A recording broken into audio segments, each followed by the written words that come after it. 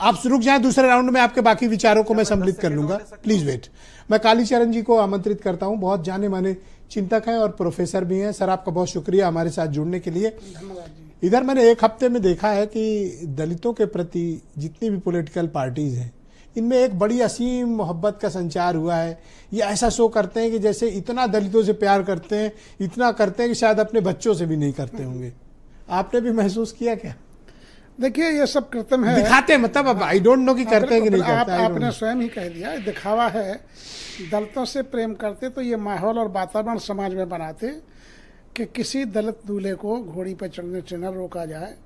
दलितों को जो किसी तरह से समाज के जो रेशियो है उसमें पिछड़ गए हैं, उनके लिए उचित शिक्षा का प्रबंध किया जाए, उसके लिए जमीन का आवंटन किया जाए, नौकरी का प्रबंध किया जाए। ये असली बात है जो नहीं हो पा रही है। अभी मैं प्रवक्ता को सुन रहा था, आदरणीय राजेश जी को, वो कह रहे थे कि विश्व का आकर्षण बन रहा है, हमारा धर्म क्षेत्र बन रहा है यूपी।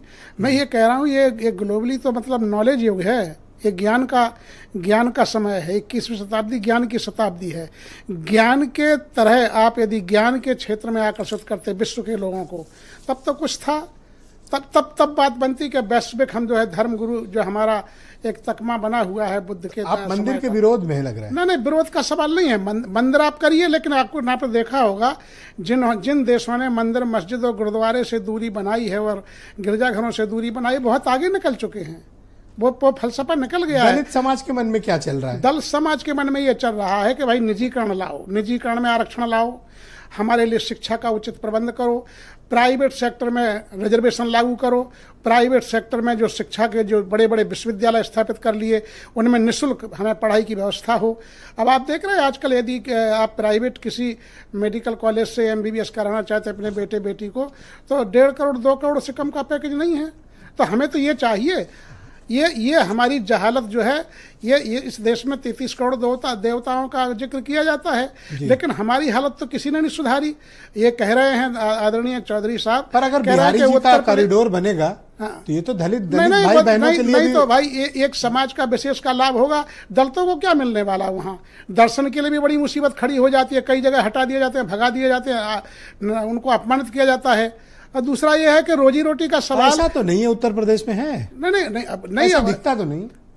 तो उत्तर प्रदेश के दलित थोड़ा जागरूक हैं, वो खुद ही अपने माध्यमों से कहते रहते हैं कि जहां आपको अपमान झेलना पड़े वहां से दूर रहो, शिक्षा की ओर जाओ, मंदिर से विचार है या दलितों के बीच? दलितों के विचार है भाई, ये आप ही देख रहे हैं कि यहाँ उतना आकर्षण नहीं। आप जाते हैं उनके बीच? नहीं, बिल्कुल जाता हूं मैं। उन्हीं के भी मेरे सब मेहमान रिश्तेदार सारे लोग दलित ही। क्या कहते हैं वो लोग पॉलिटिकली? बोलोगे कहते हैं कि प्रोफेसर साहब उस दौर में आप जो है प्रोफेसर हो गए, सब हो गए हैं, रोजगार पा गए हैं, आपकी पीढ़ी के सारे लोगों को नौकरी मिल गई थी, अब आप तो देखिए हमारे बच्चे घूम रहे हैं प्राइवेट सेक्टर में। जब तक अभी आपने कांग्रेस प्रवक्ता से पूछा है, उपाध्याय जी से, बहुत सम्मानित व्यक्ति हैं, बहुत चर्चित डिबेटर हैं, उनसे आपने पूछा कि भाई अब अगला मुद्दा क्या है?